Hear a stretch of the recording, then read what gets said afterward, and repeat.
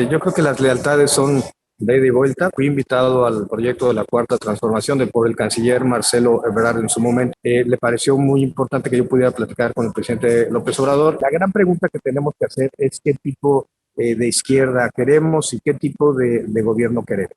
Yo veo en el canciller Marcelo Ebrard, entre otras cosas, la continuidad de este tipo de programas, que es un hombre que reúne las características de una izquierda socialdemocracia. El proceso electoral federal pues, va a iniciar en septiembre del próximo año, entonces estamos a más de un año de ventaja.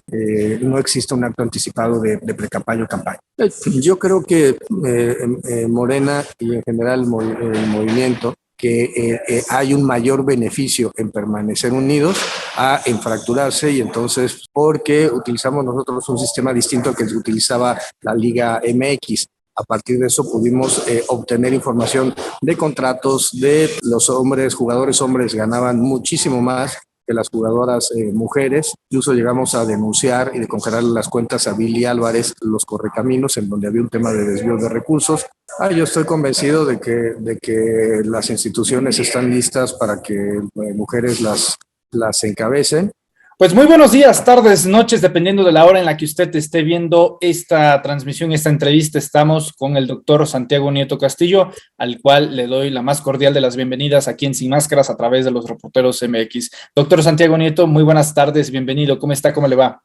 ¿Qué tal? Muy buenas tardes. Un saludo a ti, a tu auditorio. Con mucho gusto de estar nuevamente con ustedes.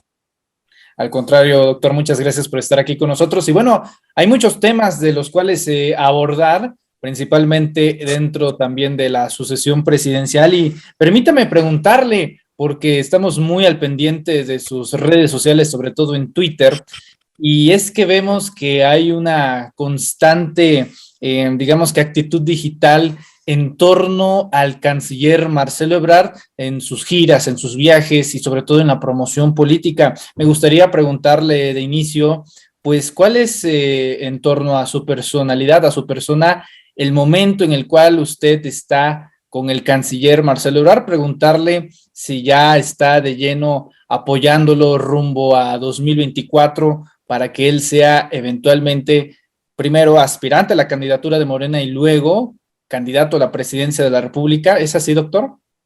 Bueno, es un tema muy importante. Yo creo que las lealtades son de ida y vuelta, y yo debo reconocer que fui invitado al proyecto de la Cuarta Transformación del presidente López Obrador por el canciller Marcelo Ebrard en su momento, en 2018. Él fue quien en algún momento por una amiga en común, nos sentamos a tomar un café y me planteó la posibilidad de integrarme a la campaña. Yo le expuse un poco cómo hacíamos desde FEPADE los proyectos de blindaje electoral para evitar que los programas sociales se utilizaran con fines electorales, y también cómo habíamos tenido la investigación de Odebrecht. Para el canciller, pues en ese momento coordinador de la primera circunscripción de la candidatura de la coalición Juntos Haremos Historia, le pareció muy importante que yo pudiera platicar con el presidente López Obrador, y bueno, me citó en Tlaquepaque, en el estado de Jalisco. Tuvimos ahí un encuentro con el presidente que me invitó a sumarme a su campaña, y me tocó por la coordinación de la misma, que tenía Tatiana Cloutier, lo mismo ir a Sonora que ir a Puebla, que ir a Colima, que ir a Durango, que ir a Jalisco, hasta que, bueno, finalmente se logró la alternancia en el ejercicio gubernamental en 2018, y además con la votación histórica desde la época de la transición democrática, con el 53% de los votos a favor del presidente López Obrador. Ahora, quisiera plantear un tema relevante para mí respecto al canciller. Me parece que la gran pregunta que tenemos que hacer es qué tipo de izquierda queremos y qué tipo de gobierno queremos.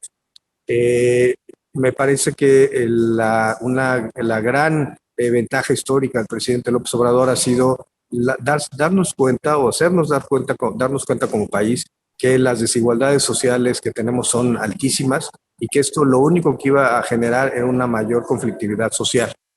Los programas sociales del gobierno federal, desde mi punto de vista, han permitido que exista tranquilidad en la sociedad mexicana, que inclusive en la época de crisis económica derivada del COVID, en estos últimos 2 años, la sociedad mexicana se mantenga estable. Y esto tiene que ver con apoyos que llegan directamente a las familias mexicanas. Hay que recordar que estamos hablando de un país con 60 millones de pobres, con algún tipo de pobreza, ya sea pobreza alimentaria, ya sea pobreza de corte económico, de calidad de vida, etcétera.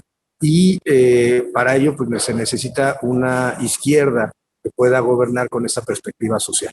Yo veo en el canciller Marcelo Ebrard, entre otras cosas, la continuidad de este tipo de programas que permitan disminuir las desigualdades sociales y mantener la estabilidad política y social, lo cual no se da en sociedades en donde se empieza a estirar más la liga y las desigualdades sociales se hacen irreversibles.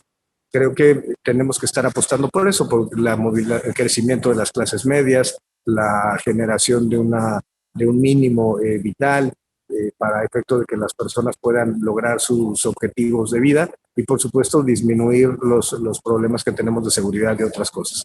En ese sentido, pues Marcelo Ebrard me parece que es un hombre que reúne las características de una izquierda socialdemócrata, y por eso pues, me parece que es importante pues, mantener el apoyo. Además de que, como lo dije, es un tema de lealtades. Si alguien me invitó a este proyecto es el canciller Marcelo Ebrard, me siento muy agradecido por ello y creo que es importante continuar en el ámbito de la generación de políticas públicas que sirvan a todas las mexicanas y mexicanos. Un tema de lealtad, dice usted, doctor Santiago Nieto.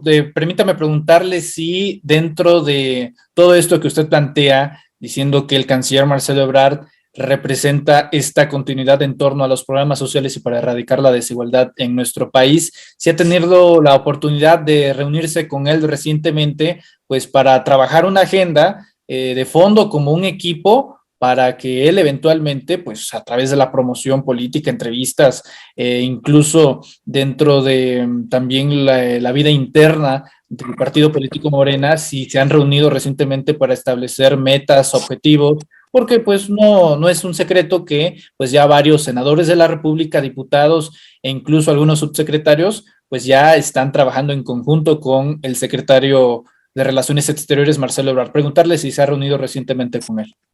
Bueno, sí, él me invitó y su equipo de trabajo para que lo acompañara tanto al evento que hubo en Toluca como para el evento que hubo en Jalisco.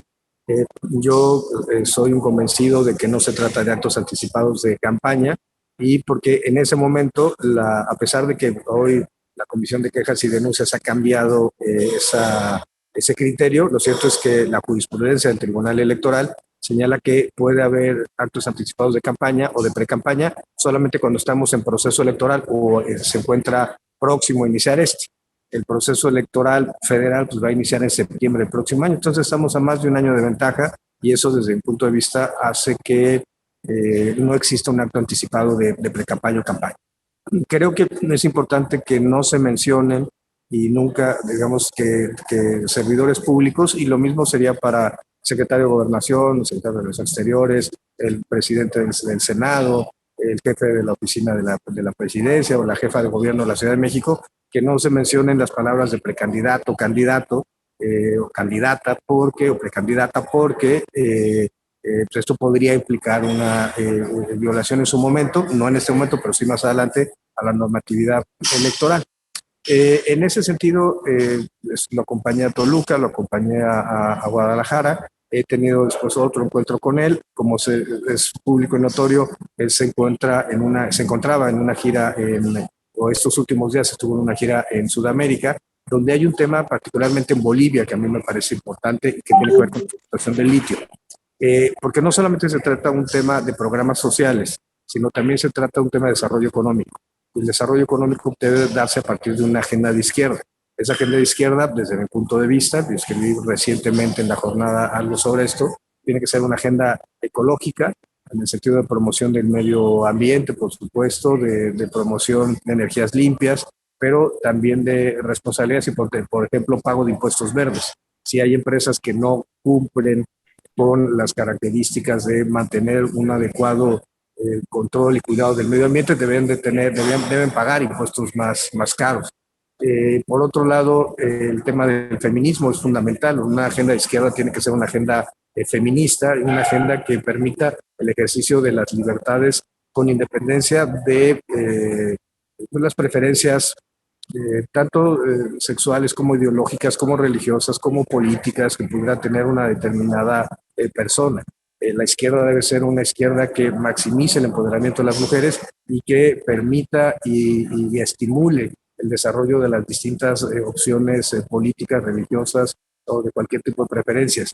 Y creo que si vemos el desarrollo de Marcelo Ebrard como jefe de gobierno de la Ciudad de México, pues vamos a encontrar esas características. Un gobierno con una legislación de izquierda que pues, permitió avanzar en temas que para las mujeres son fundamentales, que tienen que ver con la autodeterminación de sus cuerpos o que tienen que ver con el matrimonio entre personas del mismo sexo, entre otras cosas. Entonces yo creo que esa parte es fundamental. Y bueno, finalmente vuelvo al tema del litio. Creo que la reforma que permite la estatización del litio es importante para efecto que tenga el Estado mexicano control sobre ello. Hay que ver cómo va esto perfeccionándose, pero el ejemplo de Bolivia es un ejemplo valioso. Bolivia en el Salar de Uyuni tiene una de las mayores concentraciones de litio del planeta y lo han sabido explotar de una manera similar a como Botswana empezó a explotar sus diamantes. En vez de dejarlos todos en manos de algunos privados que se podían enriquecer, se hizo a través de esquemas de participación estatal que permite la distribución de los recursos y que no se concentren los beneficios de una determinada empresa en un sector. Es como si en todo el litio se trabajara para Uyuni o todos los diamantes se trabajaran para la zona norte de Botswana, ¿no? Pues hay que distribuirlo entre todos los habitantes de todas las regiones de los países. Y eso creo que estas experiencias internacionales exitosas, creo que son uno de los elementos que Marcelo Ebrard presenta, digamos, como una opción. Insisto que no quiero hablar de precandidaturas porque no estamos en ese momento, falta todavía mucho camino, mucho trayecto por andar, y también porque creo fundamentalmente en la unidad. Decía que en un país con 60 millones de personas en pobreza, pues es importante que podamos tener un partido de izquierda que tenga una perspectiva que permita reducir esas desigualdades. Pero para que esta izquierda tenga viabilidad, tiene que estar indisolublemente unida. Yo encuentro más puntos de convergencia entre todos los aspirantes y entre todos los grupos de la izquierda que lo que pudiera haber en esta coalición que se ha organizado en la oposición, en donde sí encuentro francamente pues, algunas contradicciones ideológicas importantes respecto a lo que pensarían los perredistas o los panistas, por ejemplo, en un tema como el aborto. Y eso creo que da pie o da origen a que pensemos en una agenda liberal, democrática, de perfil de protección y combate a las desigualdades sociales, y creo que ahí se encuentra plasmado el pensamiento de Marcelo Ebrard.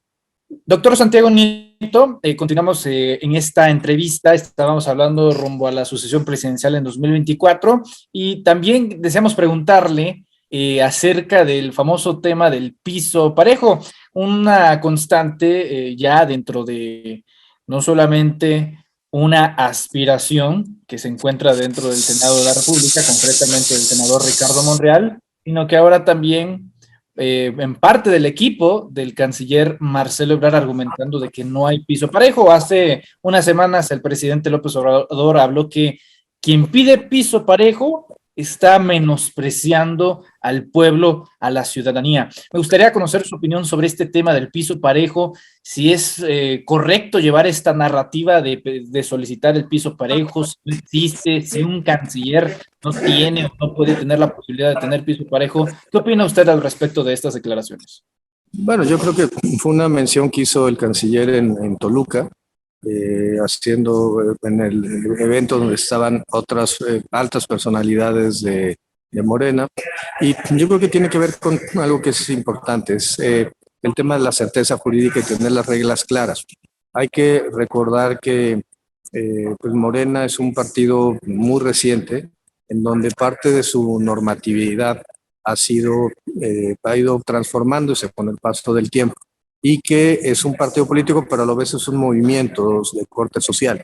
Y eso implica que hay ciertas dinámicas que no necesariamente se encuentran reguladas.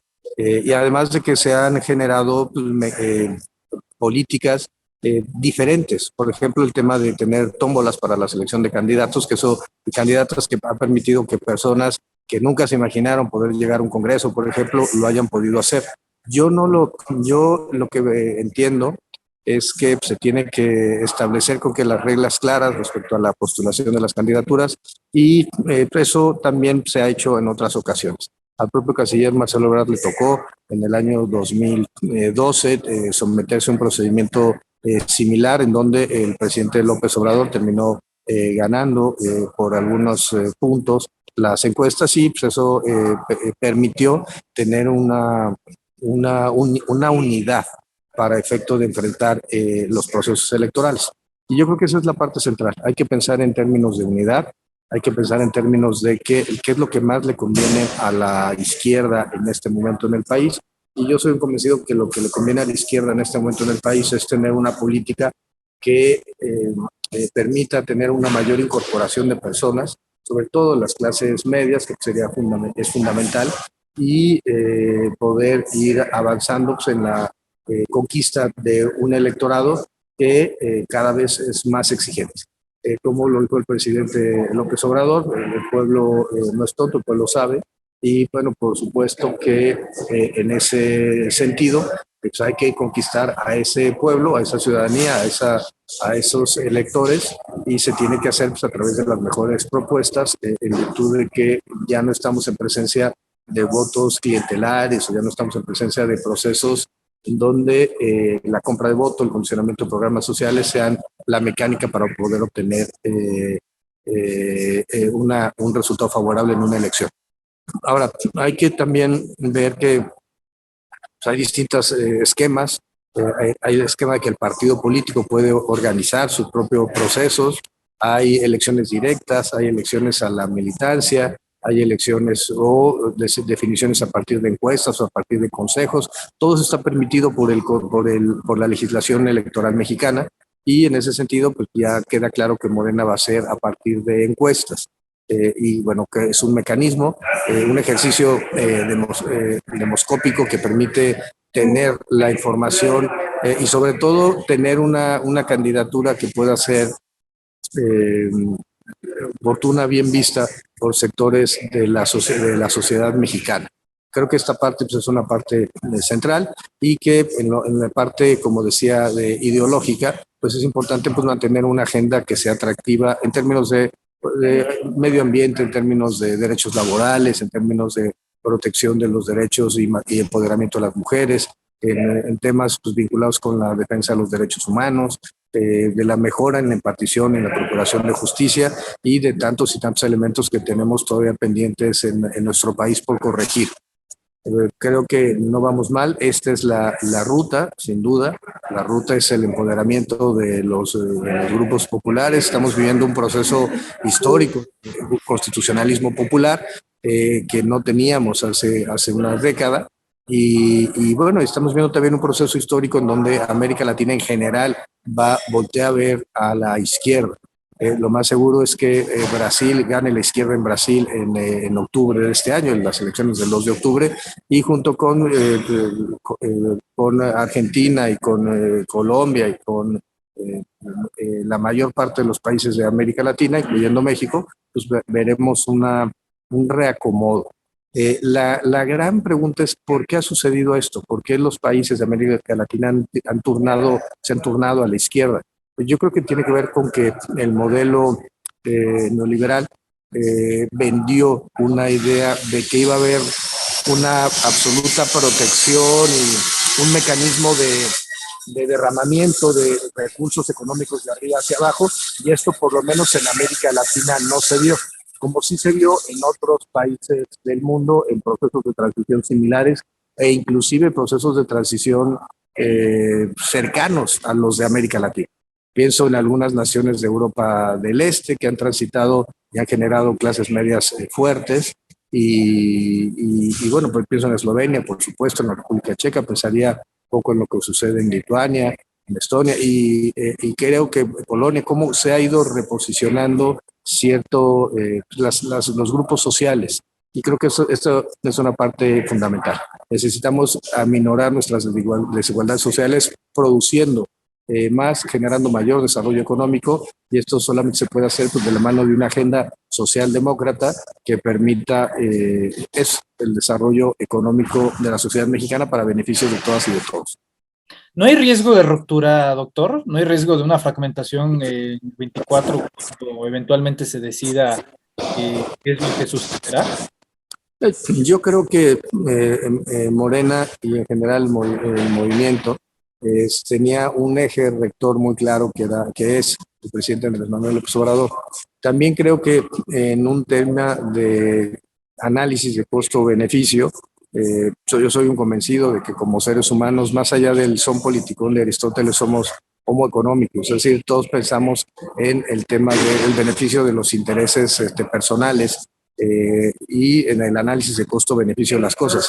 Creo que todas y todos a cualquier nivel, no solamente me refiero a la presidencia de la República, a nivel de buscar una senaduría o buscar una presidencia municipal o buscar una candidatura a una gobernatura, creo que es claro que hay un mayor beneficio en permanecer unidos en fracturarse y entonces pues, tener que enfrentar una elección en donde hubiera riesgo de perder los espacios. Entonces yo calculo que finalmente estamos hablando de personas muy experimentadas en la clase política, que saben que está en la unidad se encuentra la fortaleza, sobre todo pues, de un movimiento de catch-all como fue Morena, que llegó un momento en 2018 que recibió a personas de distintas corrientes ideológicas y políticas. Pero creo que esto es algo natural y esto es algo que se tiene que seguir impulsando. En ese sentido, yo apelaría a que con reglas claras es muy probable que no exista ningún tipo de fractura. Por tanto, es importante que las reglas sean claras de origen. Correcto. Doctor Santiago Nieto, permítame preguntarle acerca de dos temas finalmente. El primero, hace un par de semanas el periodista Amir Ibrahim, director del Quintana Roo MX, planteó en la conferencia matutina del presidente López Obrador el tema de la corrupción en el fútbol mexicano, cómo varios equipos de fútbol a través de la historia le han sido condonados impuestos millonarios, impuestos que deberían de ir al erario público, las arcas de todos las y los mexicanos, donde principalmente los grandes magnates y dueños también de televisoras o de otras grandes industrias también son dueños de estos clubes deportivos. A veces también se da el tema de la multipropiedad. Se lo pregunto porque también estuvo el compromiso de que dentro de 2 semanas el mismo periodista Amir Ibrahim va a exponer este tema en la conferencia matutina para saber cómo era el modus operandi de muchas corruptelas, entre ellas la reventa de jugadores deportivos que no valían eso y lo donaban a millones de dólares para que de una forma también se hubiera una pequeña comisión por parte del entrenador y de los promotores deportivos. Se lo pregunto porque durante su administración en la Unidad de Inteligencia Financiera hubo un acuerdo, un convenio entre la Liga MX y la UIF. Me gustaría preguntarle si encontró rastros de irregularidades, encontró anomalías, qué pasa con el tema del outsourcing, porque es un tema del cual muchos periodistas deportivos callan y en realidad hay una gran corrupción detrás de este deporte que es el predilecto dentro de nuestro país, doctor. ¿Qué información tiene al respecto, tuvo en su momento acerca de estos temas? Bueno, nosotros nos tocó, sí, efectivamente generamos un convenio de colaboración y estábamos en el proceso, antes de mi salida, de la transición de la información, porque utilizamos nosotros un sistema distinto al que utilizaba la Liga MX. Entonces había que convertir la información que ellos tenían en algo que pudiera ser utilizable por las bases de datos de la Unidad de Inteligencia Financiera. Aún así, a partir de eso pudimos obtener información de contratos, de los temas vinculados incluso con la parte mercantil, en cuanto a publicidad, al marketing de los clubes y también de los jugadores, de las y los jugadores. ¿Qué vimos? Bueno, primero sí, la práctica del outsourcing como algo muy recurrente. Dos, un tema de discriminación laboral por los montos. Los jugadores hombres ganaban muchísimo más que las jugadoras mujeres y esto pues es absolutamente contrario a la Constitución. Tres, nos pudimos detectar, inclusive es desde un poco antes, el caso de Cruz Azul, como que incluso llegamos a denunciar y de congelar las cuentas a Billy Álvarez, a su cuñado Víctor Garcés, a su hermano, por haber generado desde la cooperativa y desde el equipo de fútbol actividades de lavado de dinero. Recuerdo que habíamos incluso encontrado transferencias por más de 1.854 millones al extranjero, de uno de estos personajes que formaba parte de la directiva de Cruz Azul. Y creemos que de alguna forma pues, la denuncia de la UIF sirvió pues, para que cambiara la forma de hacer las cosas en Cruz Azul. Inclusive en algún momento hasta recibí una felicitación en redes sociales que decía que la salida de Billy Álvarez había significado que el Cruz Azul volviera a ganar un candidato. Evidentemente era una broma, pero pues era un poco el sentir que había por parte de los fanáticos de ese club deportivo. También encontramos un caso vinculado con la Universidad Autónoma de Tamaulipas, los Correcaminos, en donde había un tema de desvío de recursos, formó parte de la denuncia que se presentó en contra de Cabeza de Vaca. Y un tercer caso tenía que ver con un equipo de la Jaiba del Tampico, Jaiba Brava de Tampico. Toda esa información fue hecha de las autoridades competentes y pues los casos, sobre todo el de Cruz Azul, pues, tuvo un final acertado en términos de cumplimiento del Estado de Derecho. Creo que es importante lo que se vaya a presentar, ya le tocará a las nuevas administraciones dar cuenta de ello, pero bueno, por supuesto que ese es uno de los temas centrales, cómo hacer para evitar que existan dobles o triples mecanismos de outsourcing, o cómo hacemos para que se paguen realmente los impuestos por las contrataciones, porque mucho dinero entra a veces por fuera a los jugadores o a los clubes por fuera del sistema financiero. Y mira, yo recomendaría aquí para los que son especialistas o que les gusta la materia, hay un informe de Gafi, del Grupo de Acción Financiera de Corte Internacional. Gafi lo que hace es establecer un informe sobre cómo es el lavado de dinero en clubes deportivos y llega a poner como ejemplo a México, un equipo en Sinaloa que es comprado por una empresa con características de fachada y que gasta mucho dinero para un equipo de una división inferior. No estamos hablando de la Liga MX ni de Liga de Ascenso, sino un equipo mucho menor.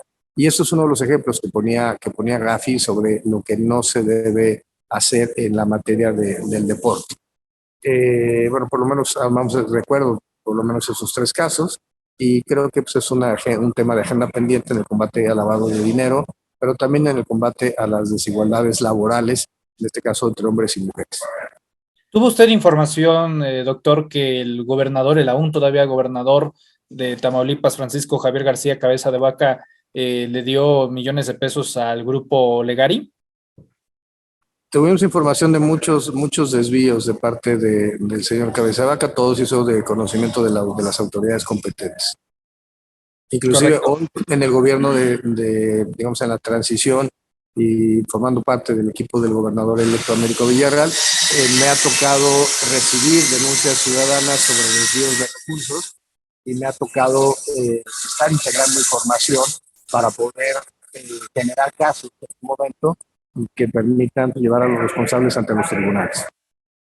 A reserva de parecer obsesivo, doctor, también le deseo preguntar sobre este tema porque es muy amplio. También si tiene tuvo información sobre la compraventa de jugadores, porque es un modus operandi de las cuales se hacían millonarios. Fijaban un precio a un jugador que no era el real, el auténtico, lo sobrerreventaban a unas cifras estratosféricas y habían grandes comisiones para los promotores y para el entrenador del cual solicitaba a esos jugadores. Preguntarle si también tenía información al respecto. Bueno, fue parte de las investigaciones que estábamos haciendo. Ya le tocará a la siguiente administración de la unidad dar un reporte sobre ello, pero también es uno de los temas centrales, porque se trata de derechos laborales de los propios trabajadores, futbolistas, deportistas, que se terminan convirtiendo pues, en realidad en mercancía para efecto de sobrevaluar o subvaluar los precios con la finalidad de lavar dinero en un sentido y en otro. Correcto. Finalmente, doctor Santiago Nieto, hace unas semanas la consejera Carla Humphrey declaró para El Universal que el Instituto Nacional Electoral ya estaba listo para tener su primera consejera presidenta de este instituto, de este órgano electoral. Bueno, me gustaría preguntarle si está de acuerdo con esa afirmación, si ya estas instituciones están listas para que sean presididas por una mujer. Yo estoy convencido de que las instituciones están listas para que mujeres las encabecen. Respecto a si la consejera Carla Humphrey debiera encabezar el Instituto Nacional Electoral, creo que es algo que le tendrías que preguntar a ella, precisamente por temas de paridad y empoderamiento de las mujeres. Ahora le voy a decir que tengan una entrevista. ¿A usted le gustaría? A mí me gustaría lo que ella quisiera, pero en términos del empoderamiento de las mujeres, me parece que una agenda socialdemócrata de izquierda debe tener como finalidad el empoderamiento de las mujeres en todos los espacios. Correcto. Doctor Santiago Nieto, le agradecemos mucho su tiempo en esta entrevista para Sin Máscaras a través de los Reporteros MX. ¿Por qué no cerramos invitando a toda la gente, a todos nuestros amigos que nos ven y que nos escuchan, invitándolo a seguirlo en redes sociales, sobre todo en esta cobertura de la transición de gobiernos en varios estados, entre ellos Tamaulipas y también el estado de Hidalgo? ¿En dónde lo podemos seguir y leer, doctor? En @snietocastillo en Twitter y Santiago Nieto en Facebook, ahí me encuentro. Por supuesto, tengo mi columna semanal en La Jornada y seguiré escribiendo precisamente sobre estos temas de combate a la corrupción, temas de racionalidad y, por supuesto, una agenda para la izquierda en México para los próximos años. Excelente. Doctor Santiago Nieto, le enviamos un fuerte abrazo, agradecemos su tiempo, cuídese mucho, hasta luego. Abrazo, bye. El doctor Santiago Nieto hablando con nosotros Sin Máscaras a través de los Reporteros MX.